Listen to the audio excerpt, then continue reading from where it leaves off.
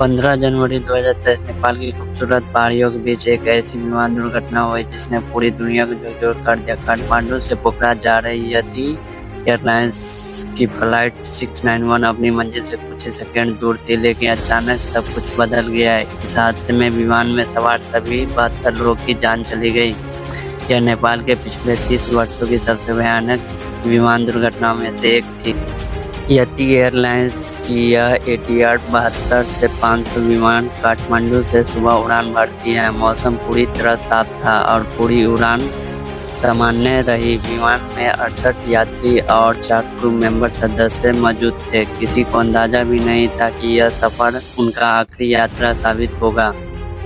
लगभग 25 मिनट की उड़ान के बाद पोखरा अंतर्राष्ट्रीय हवाई अड्डे के पास पहुंच चुका था। एयर ट्रैफिक कंट्रोल ने लैंडिंग की अनुमति दे दी थी, लेकिन अंतिम अप्रोच के दौरान विमान की शक्ति अचानक खत्म होने लगी। विमान की गति कम होती गई और वह हवा में संतुलन खोने लगा।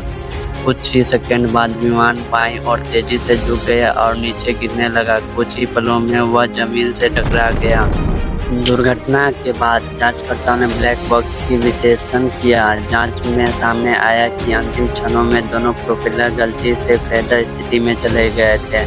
इससे इंजनों का थ्रस्ट लगभग समाप्त हो गया। शक्ति खत्म होने के कारण विमान की गति तेजी से गिर गई और वह जांच में ये भी बताया गया कि नए एयरपोर्ट के प्रक्रिया और उच्च कार्यभार के क्रू पर अतिरिक्त दबाव डाल। यति एयरलाइंस फ्लाइट 691 की यह दुर्घटना याद दिलाती है कि विमान में छोटी सी भी गलती कितनी बड़ी त्रासदी बन सकती है।